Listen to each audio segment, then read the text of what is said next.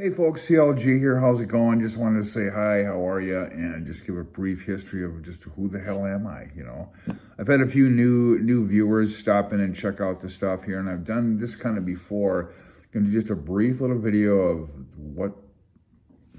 who am I? I was born in Bloomington, Minnesota in 1964. So when my parents started the family, they got it in their head that we got to get these kids out of the cities and raise them in a small town. And that's why they started the family in Bloomington, this is the Minneapolis area, but then moved the whole clan up to Alexandria, which is just north of St. Cloud, right here. So this is pretty much my stomping grounds as a kid. And here's the family house that my dad built probably right around the beginning of the 1960s. And we lived in this neighborhood. We used to call this the Circle. So we had this neighborhood here. Here it is. Our house was here. This was our neighbors. And we had some friends over here, basically all around this area. This whole area, it's not a circle, but we called it the Circle. We used to race our bikes, ride mini bikes. There was a baseball field here. We'd play around in there. And we just had a neighborhood of kids running around, bikes, bike riding, and that's where we grew up through our whole years of growing up and going to school. Just a quick little look around the neighborhood. Here's our family house right here. So it was kind of like a Brady Bunch house, but yeah, this is where we grew up. This is where it all started for CLG. In the back behind the house, when I showed you that picture of the plan view, that's where I had the antenna. My ham radio station was in the basement on the other side. So here we're back to the plan view. When I talk about ham radio, the ham shack was right here in the basement, and I had a ground rod here.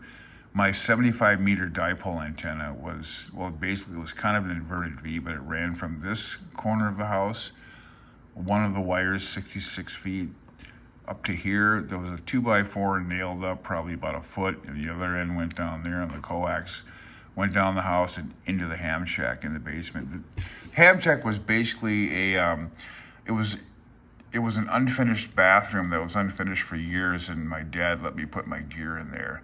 So that's where it started. I had built a 10-meter beam that I had put out right here and went outside to turn it towards different countries to work the X on 10 meters until the wind blew it apart and wound up in the yard. Just the pieces just laying right there one morning.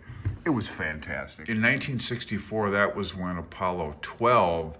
Whoops, that was a mistake. Apollo 12 was 1969. Podcast, even at age 5 years old, of Apollo 12. But it could have been more of Apollo 14. But I do remember it was either 12 or 14. 1969, I would have been 5 years old. I'm pretty sure I was seeing this as my first mission. So as they were doing the missions to the moon, I was watching it. I slightly remember Apollo 13 when they had the problems with that mission. But I think after that, 14, 15, 17, or was it 16? I remember seeing the little moon car.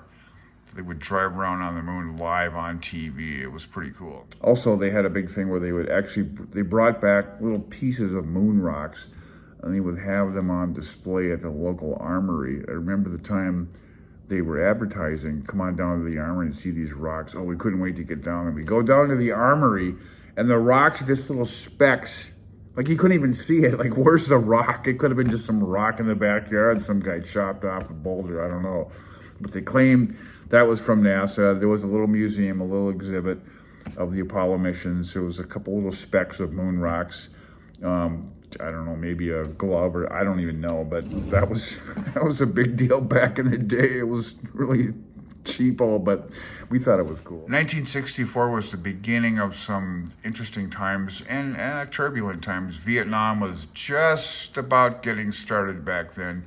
There was the assassination attempt of, I'm going to try to pronounce the name, Kwame Nkrumah. I'm probably pronouncing that wrong. That wasn't real big in the news, but Beatlemania was starting, and also this was Pope was in Israel. Also, Lyndon Johnson was the president, of course. Some of these things I remember. John Paul II was there. Jacqueline Kennedy started to come out after JFK was killed in 1963, I believe. And Willie Mays was the highest paid baseball player at the time. This is my father and mother, and I believe this is a roughly, I should know when their wedding, what year it was. It was in the 50s. So you're looking at probably 1958, maybe? I think that was it. Here's my dad's, this was his, some of his patches from World War II. He was a World War II vet, got into the Navy in 1944. He was stationed in Cuba. They didn't see much action, but in those days, when they gave you your medals, they were made out of wood because metal was being preserved for the war effort, for bullets, ships, planes, whatever. There's his dog tags. And when he passed away, I was able to get my hands on his patch. Here's another picture of my father. Here he is here. This is probably, I'm thinking, probably around the late 1930s. His mother, his father died. He worked very hard. And the mother was I never met her. She was long gone by the time I came around. But this was a really hard-working family. And you can see this was a typical German Catholic family. All these people. And my Uncle Joe, W0 Kilo Echo Tango, that's Joe back there. I'm pretty sure that's Joe. And my dad, he had a ham radio license, K0 Mike Whiskey Bravo. These two guys, my dad and my uncle, were really influential in my ham radio interest. They're the ones that got me started in it. Again, here's my father in the Navy. This is right when he got in 1944. And here he is with his Navy buddies. There he is right there. These guys are stationed in Cuba, okay? So their job in the Navy was to go up and fly recon missions over the seas to watch for, I believe, German submarines. I think the German Navy was trying to attack the Cuban coast. Or it could have been Japanese, I'm not sure. But so basically their job was go out, fly around, get some gunnery practice. He was a radio man on a PBM Mariner. And so that meant being in a plane with your headphones on, cranked to max with two giant engines over your head. You also had to do gunnery practice on 50 caliber machine guns, shooting down balloons, as far as your constant training was concerned. And again, here's my father in Alaska. He was in Alaska before Alaska was a state. There was big opportunities for guys right out of the military after World War II to go up there.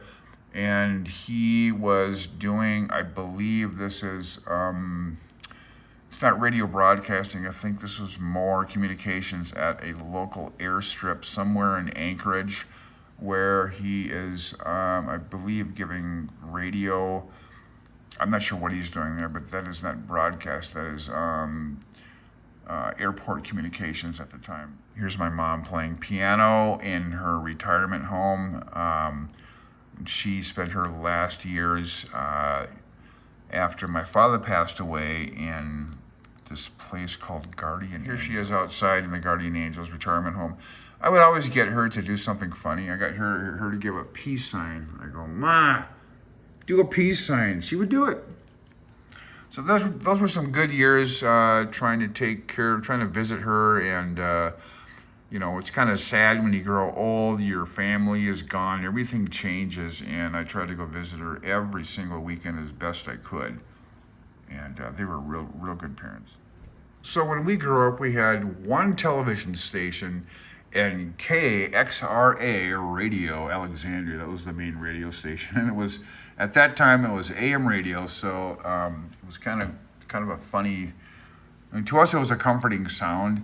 So at KXRA, they actually had radio shows, live, you know, the local talent, what would you say it, announcers that were kind of like the, you know, the movie stars of the little town. It was kind of weird, but I remember Swap Shop.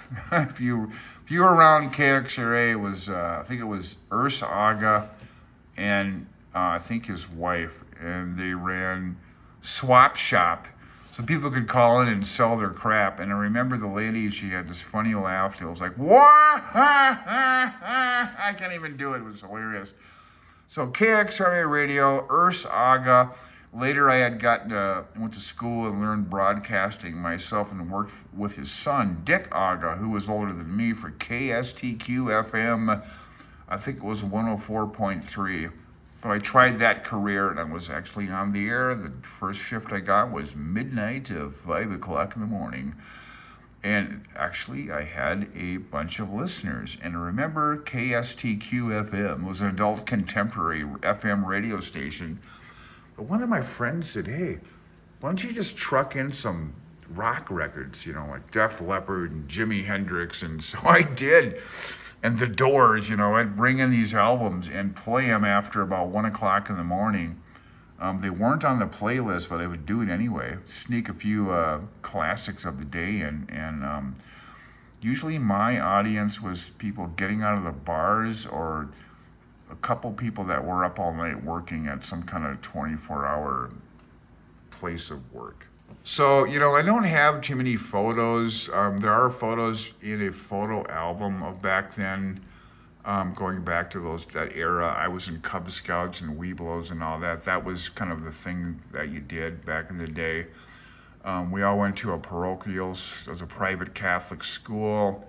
That's just what people did, They thought if they raised these kids in a Catholic school, they won't go wacko. Well, that really wasn't the case, because in the Catholic schools, it's a priest and nuns running it, and it was good. There wasn't any weirdos in our school, but it seemed like after we got out of that school and went to the public school, most of us went completely crazy, started partying and raising hell and getting in trouble, and yeah.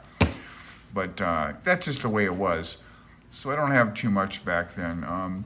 There's a history with us, with some of the family moving out to Oregon. I had spent quite a few years there, from probably the grunge years. I was into music, and that was a big pull to move out to that part of the country. Being a young adult and not really have any smarts in my head, I guess, and thinking, yeah, I'm gonna do this, I'm gonna do that. With the music influencing me, especially 60s and 70s music, and then Nirvana comes out with that amazing album, their debut, Nevermind. That was a big influence on me, and a bunch of friends of mine moved out to the Pacific Northwest and tried to be rock and rollers, and that didn't work, of course. I went to school and learned how to do drag. The ham radio hobby always stuck with me. I always had my license, and through life, as things happen, other things kind of become more important, and some of those hobbies get left. So I basically dropped the ham radio hobby for about 25 years, and now just trying to get back into it. So some of the videos, if you people are new or watching me act like a fool on here, I'm just joking around. I'm trying to have some fun here. But the ham radio, amateur radio, what is it? I try to explain the hobby in various videos and try to show things, but more or less I'm just joking around and making fun of everything in sight. It's just my nature.